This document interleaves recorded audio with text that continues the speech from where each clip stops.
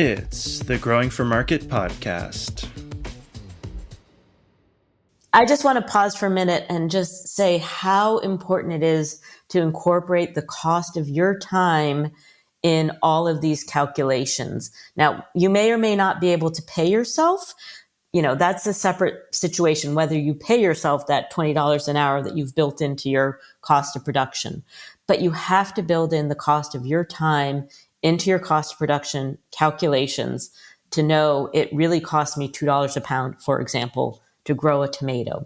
Because if you don't have that factored in and your business grows and now you're hiring somebody else to do the work that you used to do, all of a sudden your costs are going up and it's like, it doesn't cost you $2, it costs you $4 because you're actually paying somebody. So it's really important in these calculations to put in your own time, even if you don't pay yourself. Hello, and welcome to the Growing for Market podcast, where we talk about growing, marketing, and the business of growing vegetables and flowers for local markets like farmers markets, CSAs, farm stands, and local wholesaling. I'm Andrew Mefford, your host and the editor of Growing for Market magazine, for 32 years, the only magazine devoted solely to flower and vegetable market farmers. If you're enjoying the podcast, just wait till you see the magazine. Go to growingformarket.com for more.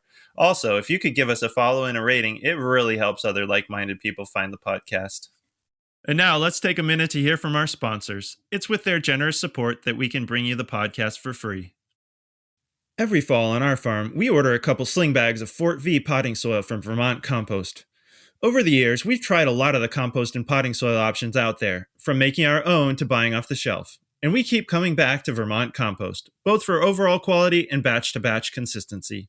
It's that consistency that keeps us coming back. There are so many variables that affect how good your seedlings are. We know Vermont Compost will give our plants the best possible foundation, so we can stick to worrying about all the other stuff and not the potting soil. With Vermont Compost Company's pre-buy program, you can receive 15% off on orders placed, paid for, and shipped by December 21st. Listeners of the Growing for Market podcast will receive an additional 5%, bringing the total discount to 20%. Visit vermontcompost.com/GFM for more details or mention this podcast when you place your order. I am so excited to welcome Bootstrap Farmer as a sponsor of the podcast. I've known them for a dozen years, and if anyone tells you nothing is made in the USA anymore, well, they're headquartered and warehoused in Paris, Texas. They make their own all-metal, all-inclusive greenhouse frames of steel made in the USA and fabricated in Texas, and their heavy-duty, reusable propagation and microgreens trays are Midwest-made. With a complete range of supplies, they have just about everything for propagation and growing, including heat mats, ground cover, frost blankets, silage tarps, irrigation, and trellising. Want to color code your seed starting flats? They've got heavy-duty trays that will last for years in a full range of colors, great for keeping farm seedlings separate from retail or just for fun. And they have an experienced team of growers to support everything they sell. If you've heard of the NRCS High Tunnel Initiative providing grants for hoop houses, but have been put off by the paperwork, Bootstrap Farmer has a guide that will walk you through the application process so you can get your hoop house funded this winter. For all that and more, check out Bootstrap Farmer at bootstrapfarmer.com. Hey everybody, just a quick note about today's audio. We experienced a technical glitch with this podcast, so my audio recorded through my computer's microphone instead of my nice microphone. I guess that's what you get occasionally when farmers make podcasts, despite a valiant effort from our sound engineer. Thanks, Tom. I still sound a little rougher than usual, but luckily our guest, Julia Shanks, sounds great. She does most of the talking, and she's who you want to hear from anyway. Anywho, I just wanted to warn you, so sit back, relax, and enjoy all the farming business knowledge that Julia has to share with you, and don't be put off by the fact that I sound weirder than usual. Today, we have the pleasure of welcoming Julia Shanks to the podcast. Julia has a diverse background, including working as a chef and an entrepreneur with an MBA in entrepreneurship, and as a business coach for farmers. Julia is the author of 2 books, including The Farmer's Market Cookbook, along with Brett Groskow of Even Star Farm, and The Farmer's Office, which is what we're here to talk about today, because there is a second edition of The Farmer's Office coming in January or February of 2024. First of all, Julia, I wanted to say that I really enjoyed your book, The Farmer's Office, which is why we carry it at GFM.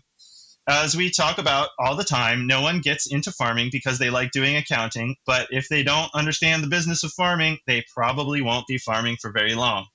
And the farmer's office came along at a great time for me. 8 years ago, when it came out, I was just taking over Growing for Market, and I read it cover to cover, as I do with all the books we carry, because selling books is something that Growing for Market has been doing since the beginning. Now there are a lot more places to get them, but when Growing for Market started 32 years ago, there were even fewer market farmers, and books on market farming were even more niche than they are now. And you couldn't get anything anytime as you can now with Amazon and Walmart and places like that. But even with those retail behemoths, I think one service we can still offer is to vet the books that come out carefully and make sure they're appropriate for our audience of direct market vegetable and flower growers. So we don't carry every farm book that comes down the pike. I like to think of the books that we sell as a carefully curated collection of the ag books that are most relevant to market farmers.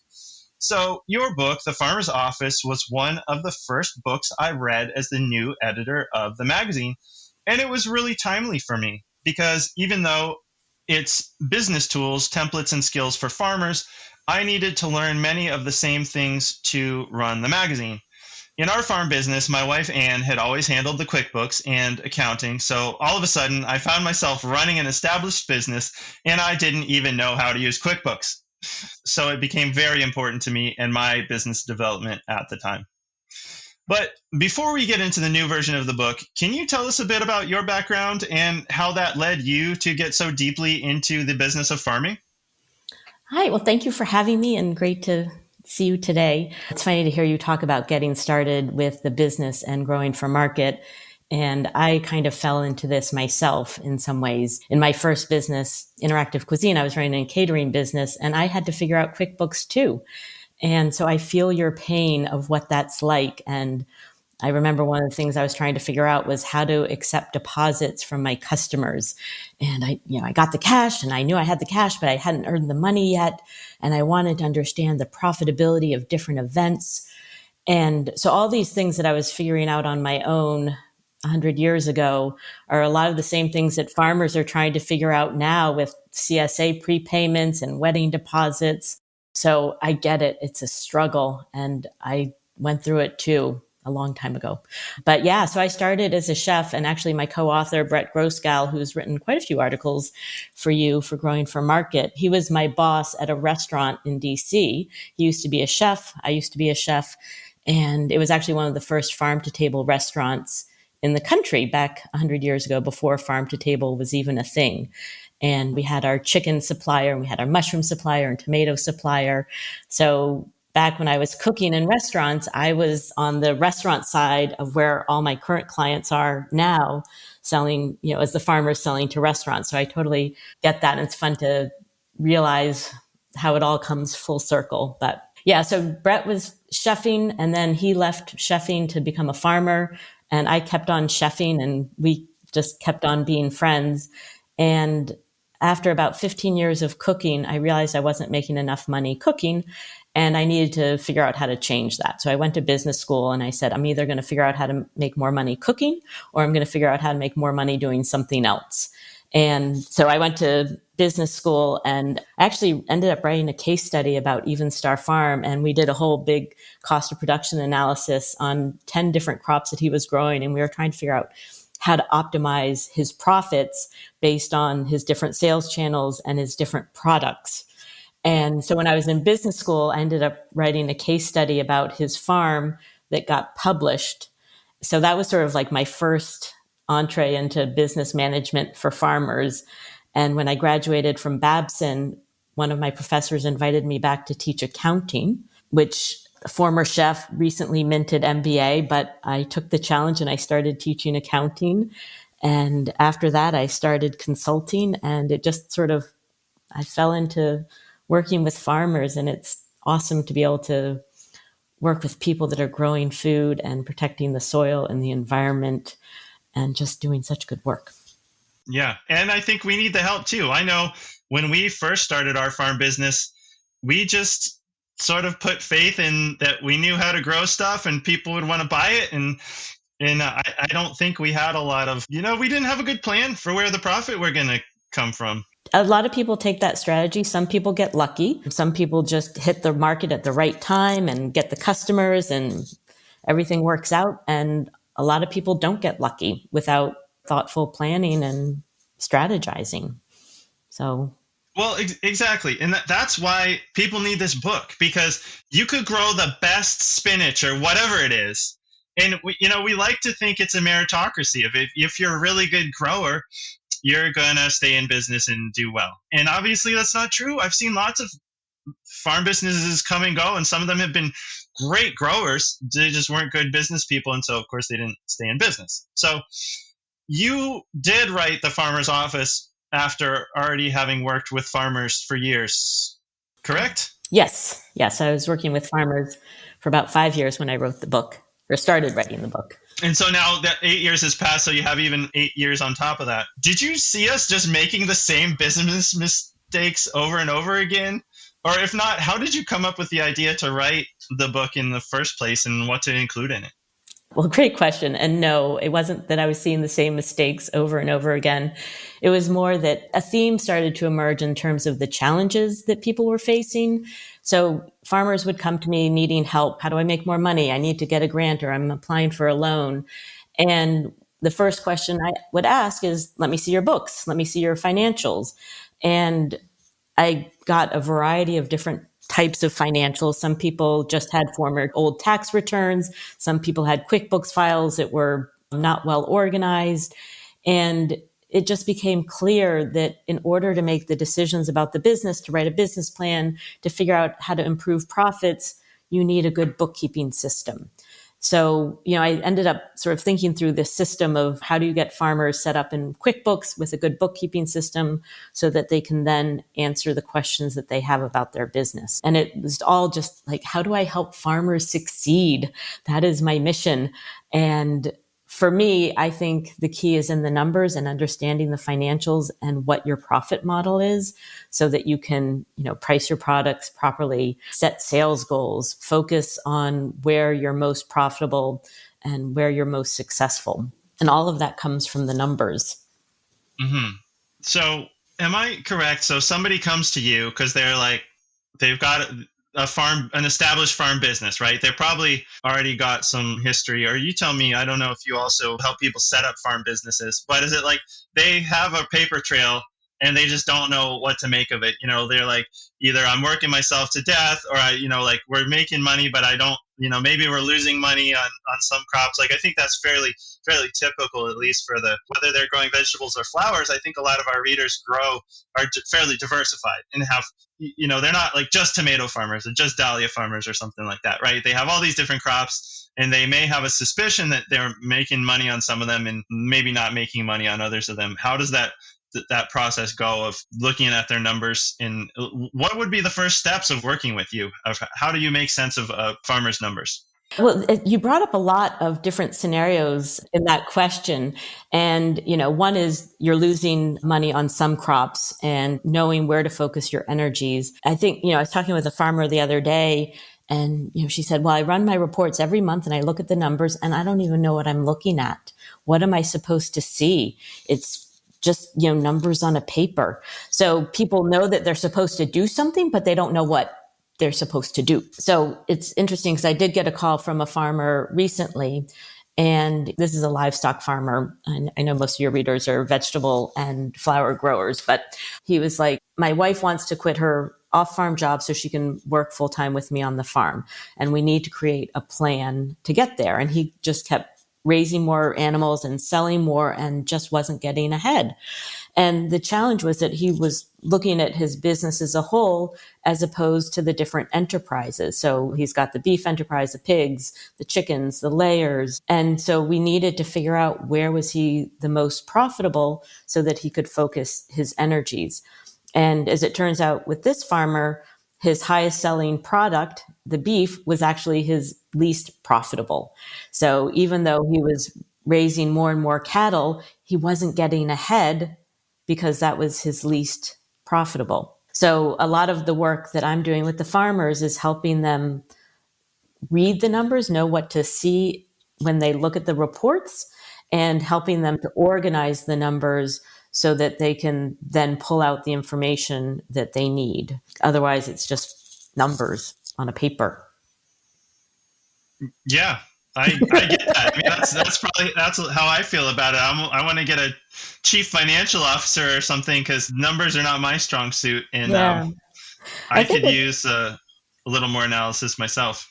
I think it starts with knowing the questions that you want to ask. If you want to know which crops are most profitable, then it's like, okay, I know what I need to track to figure out which crops are profitable. I know I need to track my seed costs and my soil amendments and my field supplies.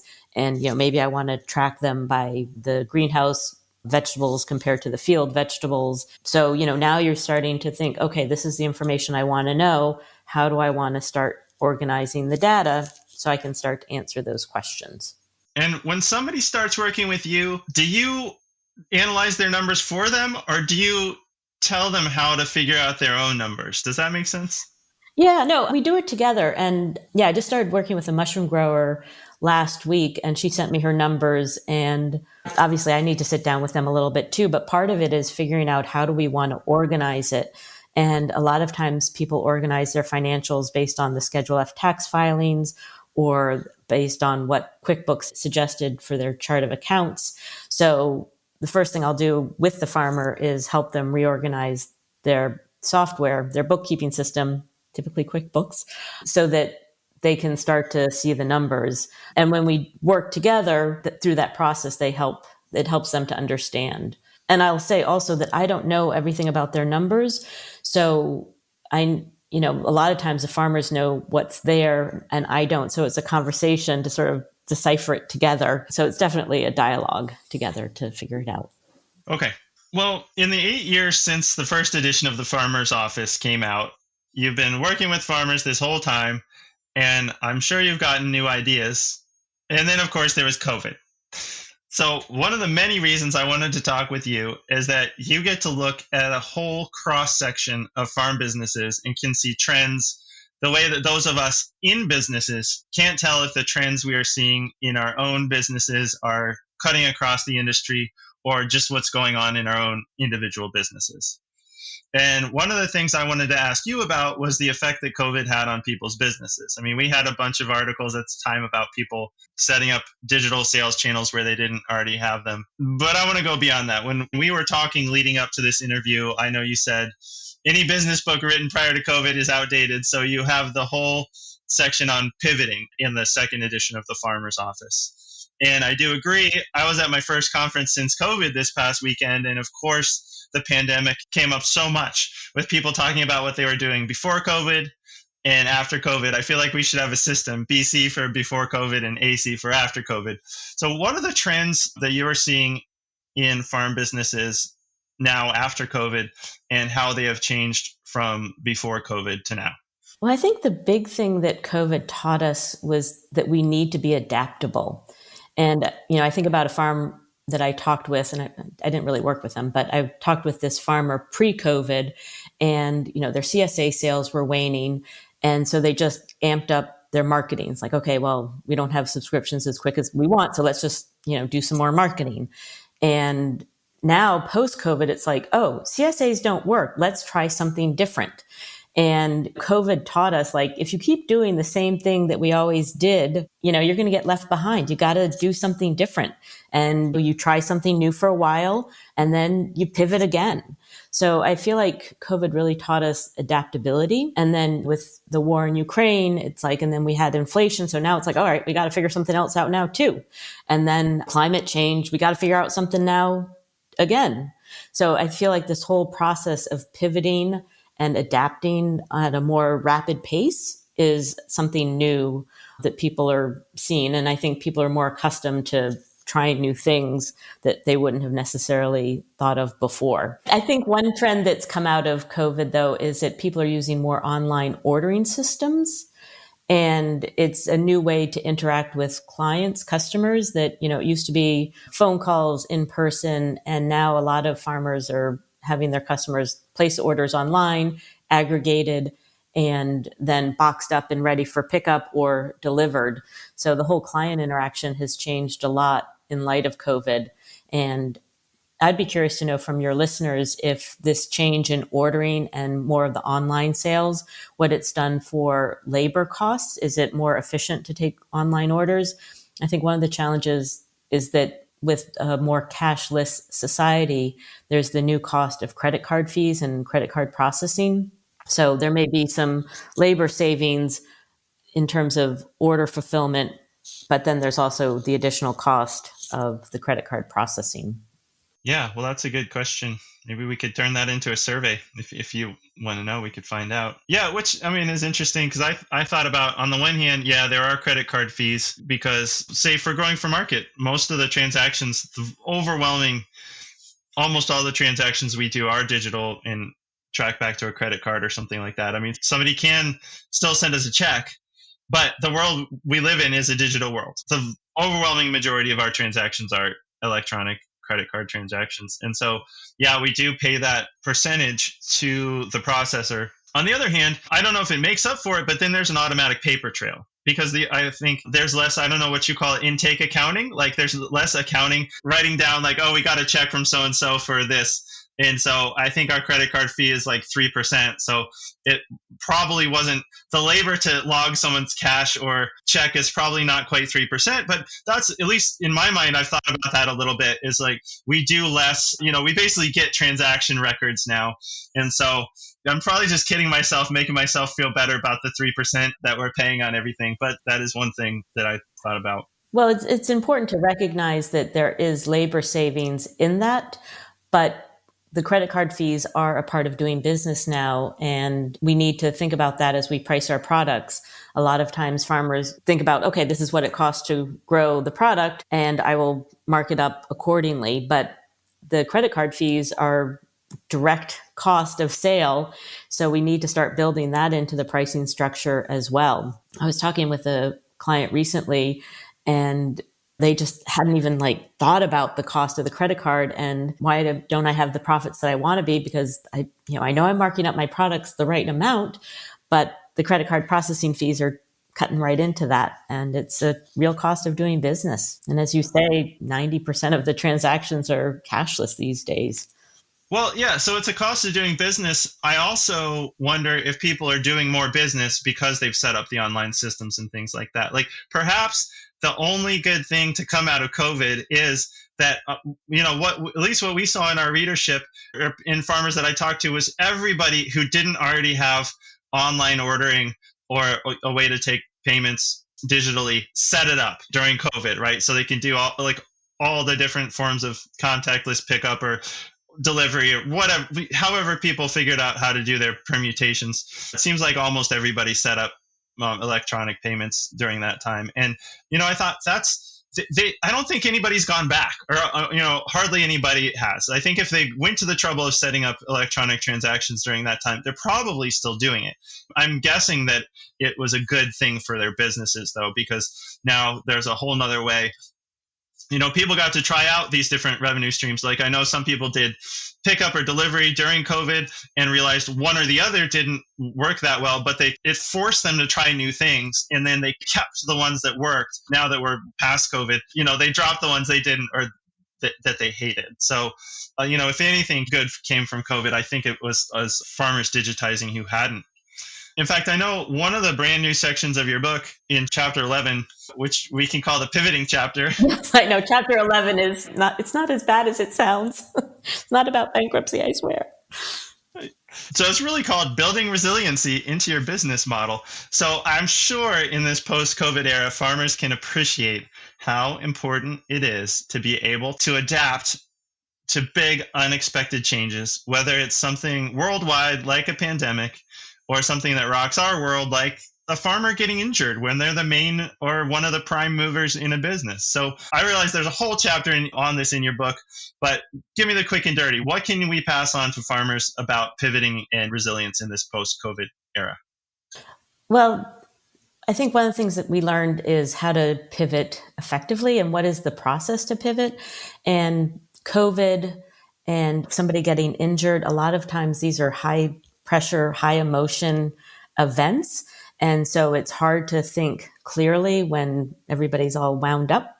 So having a process to pivot and a process to think through can be really helpful to, make the adaptations as needed. The first step is to really be clear on your goals and your visions, figuring out why you're doing this. It helps to brainstorm several ideas. And, this is one of those funny things that some people struggle to brainstorm ideas. Other people are overwhelmed with ideas, but trying to sort of figure out, like, how do I get 3 ideas?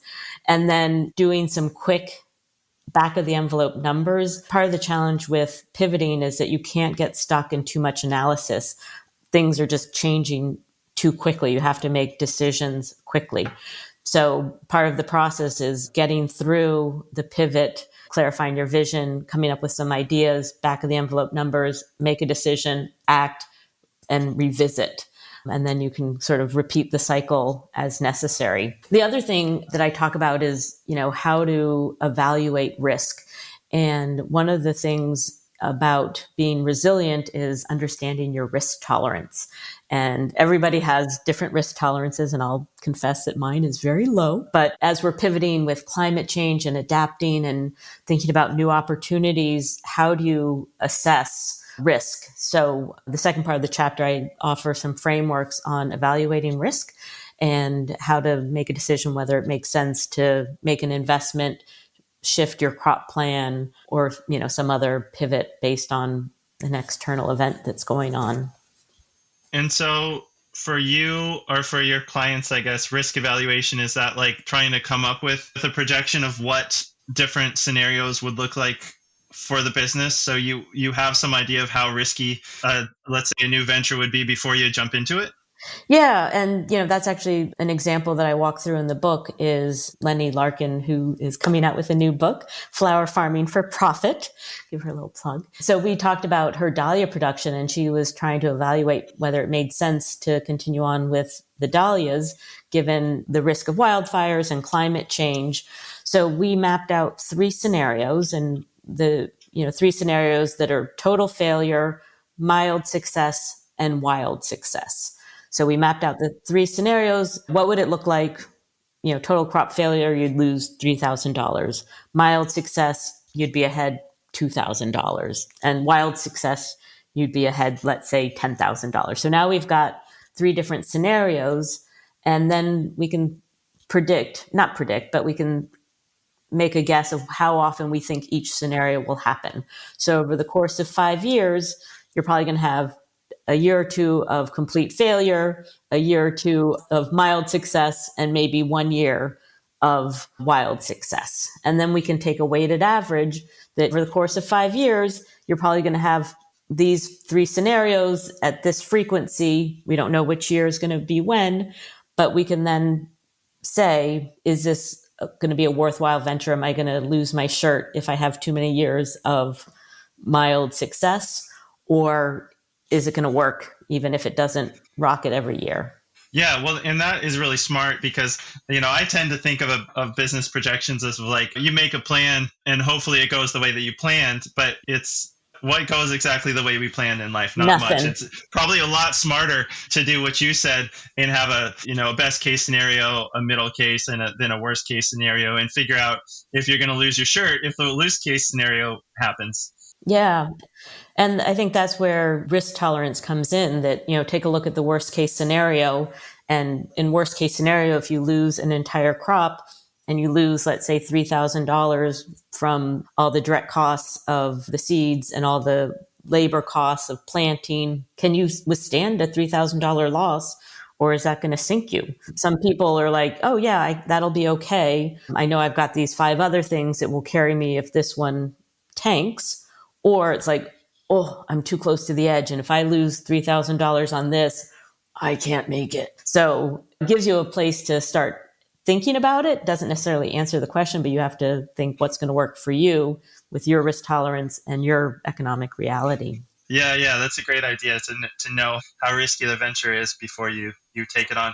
And I'm so glad that you brought up Lenny, because I think actually Lenny's interview is going to air the week after yours. And so this is where I should use my announcer voice to say, folks, if you're interested. So Lenny, we're talking all about profitability for flower farms specifically. So if you're listening to this episode and you're interested in talking about how to make sure you're making a profit on your flower farm, stay tuned next week for Lenny Larkin, and we're going to talk all about profitability of flower farms. So yes, I really enjoyed her interview too. Lenny is awesome. I think everybody will enjoy her. Yeah, Lenny is awesome. Even vegetable growers can learn just some of a lot of the mindset. I mean, if you think about it, there is some stuff in her book that's very specific to like certain flower crops and thinking by the stem and by the bunch and thinking about design work. And, vegetable growers don't do weddings, Yeah. There's some stuff that's very specific to flowers in her book, but her business mindset, like there's a lot people can learn, even if they're not growing flowers. It's funny, the similarity between flower growers and restaurant workers, because when you make a bouquet, you have a recipe. And when you're working in a restaurant, you have a recipe. So when you're costing out a dish in a restaurant, you look at the recipe, what are the different ingredients, and you can create your cost of production, if you will. And the same is with flowers. You have a recipe. This is what I put into my bouquet, and this is what this stem costs. That's what that stem costs. And you can do the total bouquet cost based on your recipe. Yes. Yeah, flower recipes, exactly.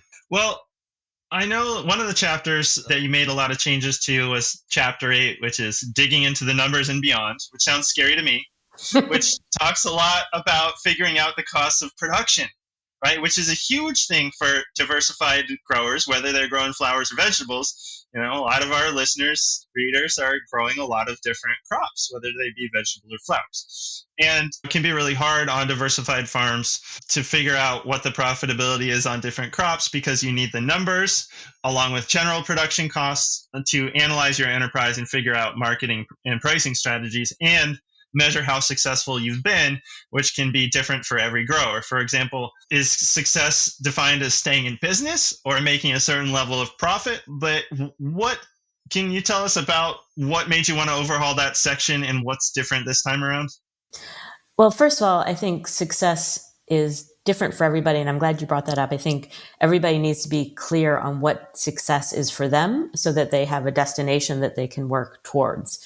And knowing your cost of production is the first part in setting your prices and getting yourself to that goal of profitability. And, you talk about different crops and, understanding the cost of production of each one. And one of the things that I think a lot about is our investment of time. A lot of times people are just looking at the bottom line. Did I make money? What net dollars do I have at the end of the day?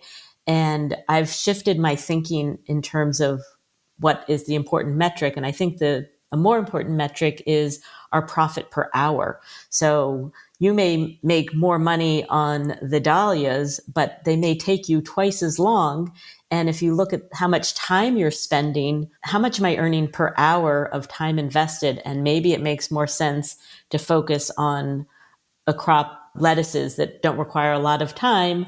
Maybe they're not as profitable, but hour for hour, I'm going to make more money. So that's one of the biggest changes in that chapter, is thinking about profit per hour and how to calculate that. One of the things that you also mentioned was in terms of overhead, that if you're calculating your cost of production, it's easy to go through your invoices and say, okay, I spent this much on soil amendments. I spent this much on seeds. And I know that I did black plastic on 5 rows and the black plastic cost this much.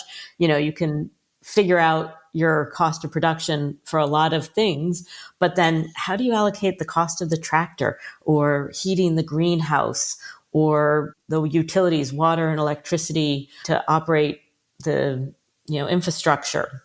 So I also get into a lot of how do you distribute those costs across the different products and the different enterprises so that you can really understand the profitability and know where to focus. Part of all of this work isn't like, oh, great, I know that it costs me $2 a pound to grow a tomato. The point is, okay, now that I know it costs me $2 a pound to grow a tomato, what price am I going to sell it at that's going to make the most sense for my business? And is there a market to sell it at $6 a pound if that's what I need to do to make it all work?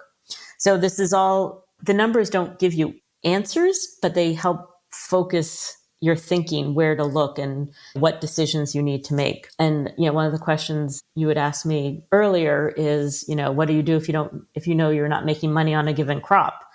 And it's actually really empowering to know if you're not making money, because now you can do something.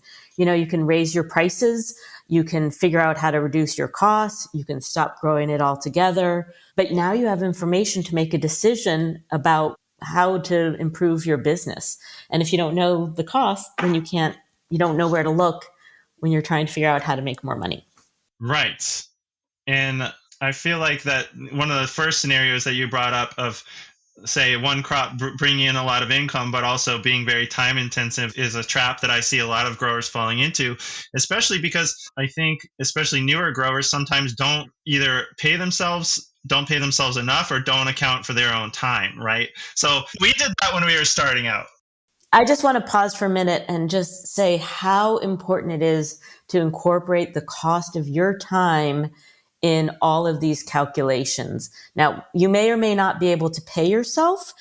That's a separate situation, whether you pay yourself that $20 an hour that you've built into your cost of production. But you have to build in the cost of your time into your cost of production calculations to know it really costs me $2 a pound, for example, to grow a tomato. Because if you don't have that factored in and your business grows and now you're hiring somebody else to do the work that you used to do, all of a sudden your costs are going up and it's like, it doesn't cost you $2, it costs you $4 because you're actually paying somebody. So it's really important in these calculations to put in your own time, even if you don't pay yourself. And you're laughing. This resonates, perhaps. Yeah, absolutely. Well, I know when we first started out, we were, we just had the mindset. It wasn't our idea to not always pay ourselves, but we were starting from nothing. And so we were like, well, we just kind of got to do what we got to do. I think we thought the most important thing is keep the business going. And at some point we'll become profitable and then, we'll pay ourselves. Do you see a lot of farmers, I'm thinking especially new farmers, not accounting for their time? Yeah. And I think for sure in the first few years, you're not as efficient. You go to a farmer's market, you don't sell as much as you think you will. You don't get as many wholesale clients as you think you will. All these things that, the tractor breaks and it costs more to repair. Certainly the first few years are learning and figuring out what it's going to take. And maybe you can't afford to pay yourself or pay yourself what you need to, for a living wage. And that's fine. But whether you figure it into your calculations of what your true costs are versus paying yourself is a different situation. Then I think after 2 or 3 years, you're like, okay, I'm just doing whatever I can to succeed, to keep the business afloat. And then after 3 years, you're like, all right, I got to figure this out. I'm working far too hard to not be making enough money. So I think that's, it's kind of, that 3 years in where people realize I'm not working at a sustainable level. I got to figure this out. Yeah, I think that's classic, to be working and then feeling like, why am I so burned out all the time? Because, you're spending a lot of time on crops that generate revenue, but maybe not enough to justify the amount of time you're putting into them and those kinds of things. Actually, you just mentioning about the tractor breaking down and costing more to fix. That never happens, I'm sure. Never happens. No, but people might want to think about it. Like, do you have a recommendation for people as far as, like, while we're on the topic of resiliency, I think probably a lot of especially new businesses live more or less hand to mouth. Or I don't know if there's a business term for hand to mouth, where I'm thinking, do you recommend that people have a bootstrapping? Yeah, okay. Do you have a recommendation as far as people trying to sock away? Is there some amount of money? Is there a percentage of income or something like that where you say, put this much money away, almost like a rainy day fund or something. So when the tractor breaks down and it's more expensive than you thought, or somebody gets hurt and one of your prime movers can't work for a while and you have to hire somebody to do that person's labor, right? Is there any kind of a recommendation along those lines that you make to people for resiliency? It's funny. I make these recommendations and then farmers look at me like, what money am I going to put away? It's not like I've got an extra $200 lying around that I can save. I'm just barely scraping by as it is, and to save is more than I can manage. I mean, I have heard that you should expect that you'll spend 10% of revenue on repairs and replacements, investing in capital improvements. My suggestion, and this is somewhat aspirational, especially for the beginning businesses, is that you have a budget and you create a budget and then you look at it regularly to see if you're on track. And if you're not on track, then you can make adjustments. I think one of the challenges farmers face is that they make a budget and then they don't look at it until the end of the year to see how they did compared to their budget. And the value of having a budget is to look at it regularly so that you can make a change. If you don't look at your budget again until the end of the year, it's too late. Oh, I missed my sales targets in August. Well, what are you going to do in November? It's too late. So the value in creating a budget is to look at it and make adjustments. And I realize that this is aspirational, especially for a beginning business when there's just so much to do and it's hard to make the time for financial management. But it can help sort of guide the process and make it a little easier. Yeah, yeah. Well, I feel like I hear more talk about making a profit, these business kind of considerations more and more as we go along. And so I hope that means there's a transition going on where people are thinking of, I think Lenny had something clever she said about like profit is not a 4-letter word, of like. Yeah. Well, here's the thing, even if you're a socially oriented business, mission minded business of providing affordable food in low income communities, promoting social justice, this is important work and it needs to be done. But if you can't sustain yourself, you can't do this work. You need to be able to live comfortably, however you define that. It's not necessarily making a killing, it's making a living, but you need to be able to support yourself to keep doing the work that you love.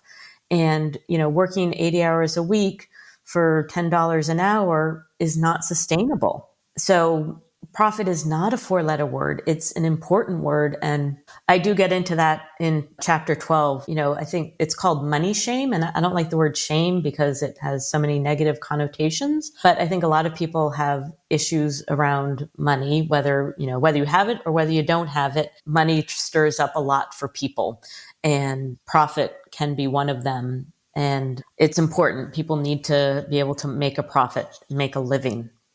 Yeah, absolutely. And so, to back up a little bit, and as far as knowing people's costs, there's this new web-based tool that I know you know about called Know Your Cost to Grow. We didn't plan this, but it just happens to be detailed in an article by Josh Volk in the current November-December Growing for Market magazine that is designed to help growers take and make sense of the data on a diverse variety of crops to figure out what it is really costing to grow each one. So I know you're familiar with it. I know it would be an asset for growers to be able to understand their production costs in order to be able to figure out which crops may be losing money and which are profitable across a diverse operation. So would Know Your Cost to Grow be the way that, would your advice to growers be to use Know Your Cost to Grow, which if I'm correct, it's not live, but it's a web-based tool that'll be live this winter. Would your advice to them be, this is what's going to help you take all those numbers, right? Because I think about, you're on your farm, you're rushing around, you're doing some things that are distributed among different crops, like tilling or bed prep, and then you're doing certain tasks, seeding beets that are just for the beets. And so I'm just thinking the diversity of tasks and busyness of a general farm day are probably the barriers that keep people from knowing how much it costs. So would your advice be to people to use Know Your Cost to Grow to get those numbers before they can even have the discussion with you? Am I right? And then you can have that discussion about, like, are beets really worth your time, or should you be spending your time over in the tomato greenhouse? I think it's a great tool. And to your point, there's a lot of number crunching that goes into calculating your cost of production. So seeding, tilling, that you do over multiple crops, is the math going on in the background as in Know Your Cost to Grow, or are you figuring it out on your own? And, you can certainly do it on your own. Know Your Cost to Grow has streamlined it and has taken data from hundreds of different farmers to help build a really robust tool. So I think it's fantastic to use a tool like that. If you have access to it, I think that's great. And knowing your cost to grow is the first step in figuring out how to be profitable. One thing to keep in mind, it's interesting, this farmer I'm working with right now, and we're creating projections, and she's a mushroom grower, and she's like, okay, the mushroom blocks cost $9.75 a block. And, if you look at your invoice, you might be like, oh yeah, that's $9.75 a block. However, if you look at the aggregate of what she spent on the mushroom blocks, and you divide it by the number of pounds that she got, it's like, yes, in a perfect world, you're going to get 2.5 pounds of mushrooms per block, and one block is going to cost you $9.75. But we're not in a perfect world. And it turns out that in real production, it actually costs $10.25 per block. So we need to make accommodations for theoretical costs versus actual costs. So what we do on paper might give you one number, but build in a little bit of buffer because, as you said earlier, things never go according to plan. So you may get 1,000 pounds of tomatoes, but some of them may be cracked. Post-harvest handling may not be perfect. You may not be able to sell them all. And the reality is that your yields will be a little bit lower. Your costs are going to be a little bit higher. And we want to factor that in as part of the cost of production.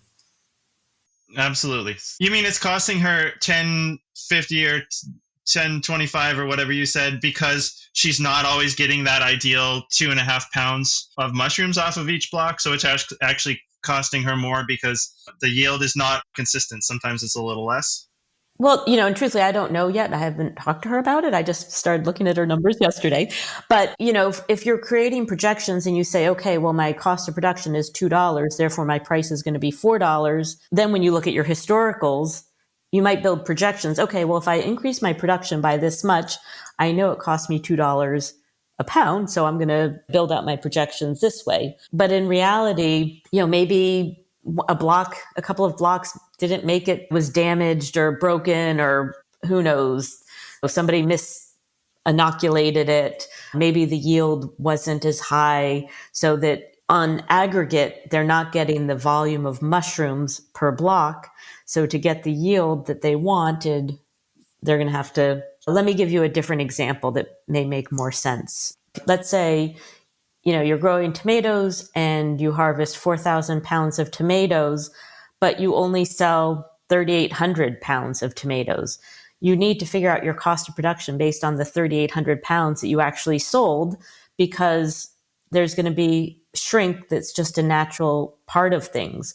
So when you calculate your cost of production, take into consideration that there's going to be inherent shrink in the system. So you're not necessarily going to get the perfect number. And if you look only at your invoices and say, oh, it cost me this much for tomato seeds, and I know that each plant is going to yield me this much, therefore I'm going to get this many tomatoes, your cost of production is going to be off. If you take your actual numbers and say, this is how much it cost me to grow tomatoes, and this is how many pounds I sold, not necessarily how many pounds you harvested, but how many did you sell, then that's your actual cost of production, because there's inherent shrink in the system. Right. Okay. So it's the importance of using real world numbers, because you can say, great, I'm going to grow 4,000 pounds of tomatoes, but if you only move 3,600 or 3,800 or whatever of them, then you don't get paid for those 200 or 400 pounds that rotted before you could sell them, or whatever happened. So right. And if you want to sell 4,000 pounds of tomatoes, you're probably going to have to grow 4,400, because you know that something's going to happen to some of those tomatoes and they're just not going to make it to market. Yes, yeah, that's definitely an important consideration. I know when we were talking a little bit before this interview, you said that you've learned so much in the last 8 years about how to support farmers in building profitable businesses, and that break-even analysis really resonates with farmers. So you wanted to give that greater attention in the book this time around. Why is break-even analysis so important for farmers? Well, break-even analysis is traditionally, it's like, at what volume of sales am I not losing money? Am I not making a profit? And I've shifted how I do. It's called break even, but it's really about setting sales goals. And it's, what volume of sales do I need to do to make this all work? And it's such an empowering number to be able to calculate a target sales goal.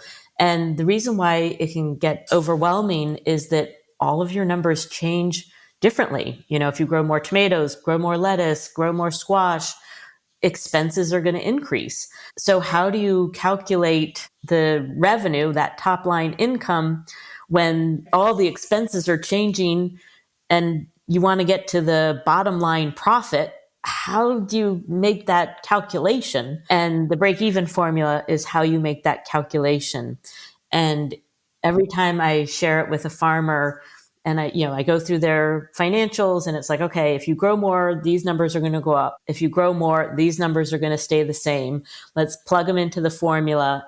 And this is the volume of sales that you need to achieve your profit goals. And so I mentioned it a little bit in the first book, but I find every time I share the formula with farmers, it's just like, whoa, it's light bulbs and fireworks, and it's exciting and empowering, because it's not just like, oh, I hope I earn more profits next year. It's like, oh, this is what I need to do to get to my goal. And it can be the start of a great roadmap. Okay, because it's not just, oh, I need to sell my tomatoes at $4 a pound to make a profit, but I also need to sell this many of them to get to break even, and then sell additionally to actually make a profit. Do I have that? Does that make sense?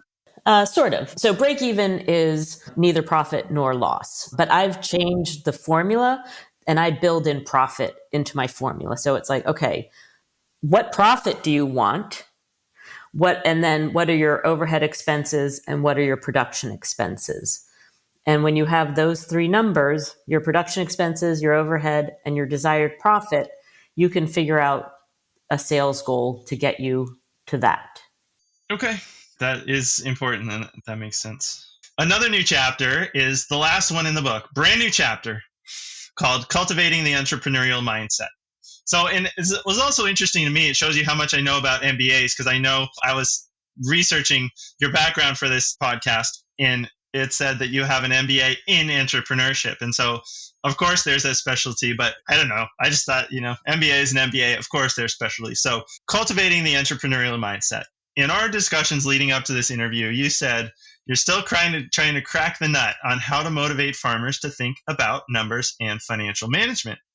You said that when you originally wrote the Farmer's Office, you thought that if farmers just understood why they should bother, they'd be motivated, presumably, to spend the time to dig into and understand the numbers underlying their business. But it sounds like you've learned that's not true, and that you liken it to exercise. We know we should exercise. The health benefits are clear.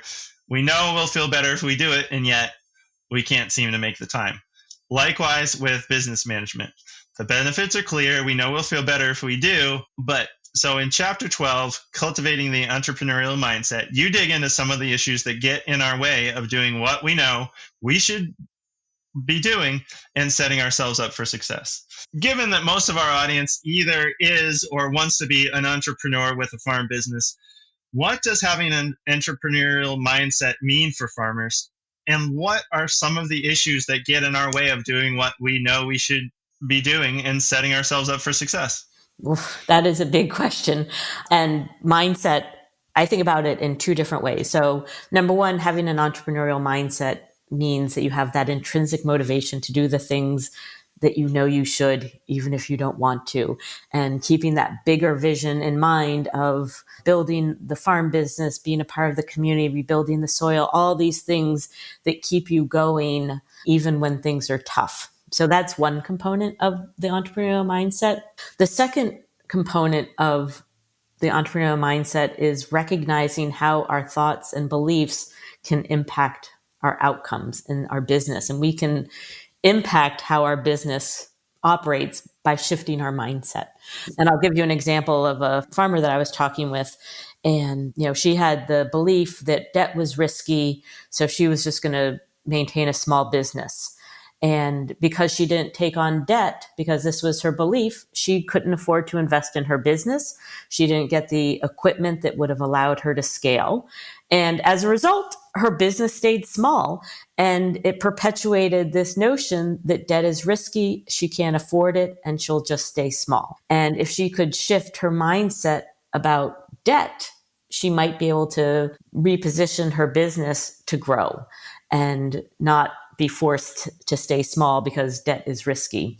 And in the book, I talk about ways that you can start shifting your mindset. And, in the case of this farmer who felt that debt was risky, one of the ways is even just shifting our words. And instead of calling it debt, it's a loan. And the connotations of loans and debt can really shift how we think about it. We can also challenge our assumptions. Is debt really risky? And, do some analysis. What does it mean if I take on a loan, not debt? If I take on a loan, what does that look like? What are my monthly payments going to be? How much can I expand my operation? Can I, in fact, increase my sales? How much would I need to increase my sales to pay off the loan and improve my business? So part of an entrepreneurial mindset is, recognizing how our words impact our outcomes.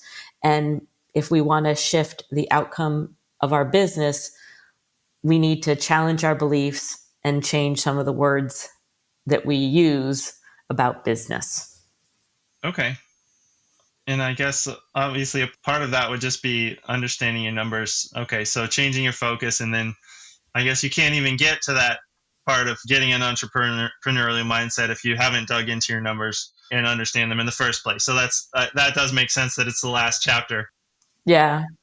Well, and I like how you just tied that together, that, part of getting into the entrepreneurial mindset is knowing your numbers and doing things that you don't like, that intrinsic motivation. So how do you get over that? How do you get over, and I don't even want to say lack of motivation. I don't think it's a lack of motivation. I think it's that, number one, we are inclined to avoid things that are unfun. And numbers can be unfun. If you're worried that your business isn't doing well, then you don't want to look at your numbers because that's going to suck. And, you may also just struggle with QuickBooks and find the software frustrating, and that's not fun. So people avoid QuickBooks just because it's a frustrating experience. And some people just assume they're not good at numbers. Maybe in high school they had a teacher that just didn't resonate with them, and they just assume I'm not good at math. I'm not good at numbers. That's just who I am. So I think people tend to avoid the numbers for a variety of reasons. It's not motivation necessarily. So, one of the things is, I joke around to drink bourbon when you're doing your bookkeeping. And, obviously not everybody drinks, but it's a way to build in some fun and make it a pleasurable experience. And, if drinking bourbon or, listening to loud music or walking on the treadmill, running makes it more fun, do what you need to do to make it more enjoyable. Challenge your mindset. Are you really bad at numbers? Maybe it's just you had a sucky teacher in high school. And if you approach it in a different way, you might actually discover you're good at numbers. The other thing about, quote unquote, motivation is that, again, it's not about motivation. It's about managing your to-do list. And it's like, there's so much pressing work on a farm. It's like, I got to water the greenhouse now.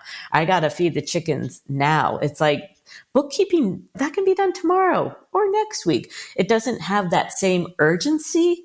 So it's like when you're sort of thinking about what you need to get done in the day, you're going to focus on what's right in front of you and what is time sensitive, as opposed to the bigger picture of the bookkeeping, which is squishy and nebulous, and sometimes it's hard to see the benefits of. Yeah. You can just say like, well, the box full of receipts will still be there at the end of the season. And Yeah. I'm definitely guilty of that. I'm trying to take your advice, Julia, because I know that, I feel like I'm not great at understanding the numbers. And honestly, sometimes I'm a little bit scared of what I'll find, like if I dig down and figure them out. So I'm like, I can think of 10 other things that I could do to be productive. So I'll just do those things and leave the numbers for never. So I'm trying to get better. It's funny because somebody pointed it out to me, and it was like, yes, that's what I've been trying to say all along, that yeah, they'll still be there in November. But the thing is, like right now, you can be in catch up mode, trying to catch up on your record keeping to file taxes at the very least. Or you could be in planning mode, that if you're all caught up, now you're thinking about, what do I want to do next year? How do I want to grow? What markets do I want to be in? What new products do I want to trial? And you could be in planning instead of catch up if you can figure out how to slot time throughout the year to keep up with the financial management. All right. Well, I'm going to try to do that as much as I hope that our listeners and readers will. We do have the current version of the Farmer's Office for sale through Growing for Market right now. As always, subscribers to the magazine always get 20% off the cost of all books, including yours. So if they need it now, they can go get it now. If they want the new version, that will be out either, sounds like late January, early February. The official publication date is February 13th, but it'll be available before that, in end of January. Yeah, we do seem to usually get that. I think they're very conservative on those numbers because we seem to get books in stock and be able to ship them a little bit earlier. So either way, I hope people will check out the book. It is great. I know I benefited a lot from the ideas in it. But I know in addition to the new version of the book, you have a class opening up this winter. Can you tell us about that? And if in addition to the book, what are the services that you offer for farmers? So yes, I have a class coming up. It starts December 4th. I'm so excited. It's called The Farmer's Edge, and I offer it once a year. And this year I'm co-teaching with Ellen Polishuk, who is also awesome and a regular contributor to Growing for Market, I believe. Ellen is awesome, yes. Yes. Okay. I'm glad that we can agree on that. But basically it's, step by step, all the things that we've been talking about today. How do you set up your bookkeeping system? How do you extract numbers, do analysis, cost of production? How do you set prices? How do you decide if you can afford investments? And how do you create a cash flow budget and plan for growth to get to whatever it is that your goal is for your farm business? So all of these things that feel really overwhelming right now, we're going through it over the course of 10 weeks and chunking it down. And I want to offer for your listeners, I'll offer the early bird discount for the week that the podcast comes out. So if you go to my website, juliashanks.com/the farmer's edge, I will reinstate the early bird discount, which ended last week, but I want to offer it again for your listeners. Oh, for the Growing for Market, not early birds. Get the early bird discount anyway.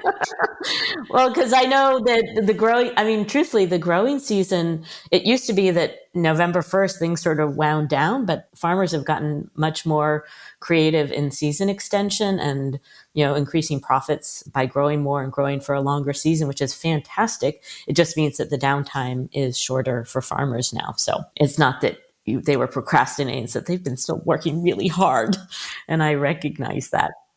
Right, because they've been working so hard. Now they can go check out your class. So are you and Ellen on, so it's a Zoom thing, right? Of people Yep. do it through their computer. Are you guys on at the same time, or are you tag teaming that? I'll be leading the morning session. She'll be leading the afternoon session. And we're both sitting in on each other's session to offer color commentary. So participants will get the benefit of both of us. That is great. Yeah, Ellen is so awesome. Growing for Market readers will remember her. She did a long series of farm profiles for us and is, of course, a very experienced farmer herself, which really only ended because of COVID. That's yet another BCAC kind of thing. But yeah, that sounds like a dream team to get you and Ellen working on both sides of things. So that sounds awesome. And thank you so much for offering a discount to our listeners. I think a lot of people are going to be interested in that. And I know Ellen knows a lot too. So sounds like a great thing this winter. So where can people find you online outside of that discount that I know you just gave us the website for the Farmer's Edge, but where can people find you online or on social media or wherever you want people to find you and look you up? Well, I think juliashanks.com is fantastic. Thefarmersoffice.com is fantastic. And the Farmer's Office on Facebook, I guess it's just facebook.com/the Farmer's Office. I think that's how it works. So yeah, okay. That's where I'm at. Well, that's great. Thank you so much, Julia. I've really enjoyed the conversation. I enjoyed your book. I'm so happy that you're doing what you're doing because I think it's a great asset to farmers. And it's also, I feel like it's a part of a trend where, I was talking about this with Lenny the other week because we were also talking about farm business, where I feel like the first almost like wave of growing for market articles were really focused on growing, right? It was like people just needed growing info because the market farming community had gotten really decimated by industrial agriculture, and people just needed to know how to grow stuff without a lot of pesticide inputs and things like that. And then there was, I feel like the second wave was marketing information. It's like, okay, so you know how to grow this stuff, so how the heck do you sell it? And so I feel like then for a while, a lot of the growing for market articles were focused on marketing. And I feel like there's a third wave that I'm really excited that, we're talking more and more about business, because like we said, nobody gets into farming because they love the business aspect of things. But if they don't get good with the business, they're not going to be farming for a long time. Whatever reason brought people to farming, they need the business skills to sustain it. So I'm so glad that you're doing what you're doing, because it's really important to help keep our farmers in business. So Julia, thanks for the book. Thanks for the resources. Thank you so much for the conversation. I've really enjoyed it. And good luck with the class this winter. Thank you. Great to talk with you too. It's been a ton of fun. Thank you for joining us for this episode of the Growing for Market podcast. If you've been enjoying the show, please consider giving us a follow and a rating or a review. It really helps others find the podcast. For more tips and tricks from farmer to farmer, check out our magazine at growingformarket.com. Whether you're a commercial grower or just want to grow like one, subscribe to Growing for Market magazine for the nitty-gritty of growing, marketing, and the business of market farming. We publish 10 issues per year with articles written by experienced farmers on topics ranging from tools and techniques to farm business operations and marketing. If you've been listening to the Growing for Market podcast and haven't yet checked out Growing for Market magazine, we've made a change so you can try the magazine for free. We've added a free month to the beginning of all first-time subscriptions. Try out the digital or paper magazine subscription for a month, and if it's not for you, cancel within 28 days and you'll never get billed. Even the most basic subscription gets you a year of the magazine, plus 150 back issues from the last 15 years. With digital subscriptions starting at just $30 per year, head on over to growingformarket.com and subscribe today to benefit from over 3 decades of writing by farmers, for farmers, in Growing for Market magazine.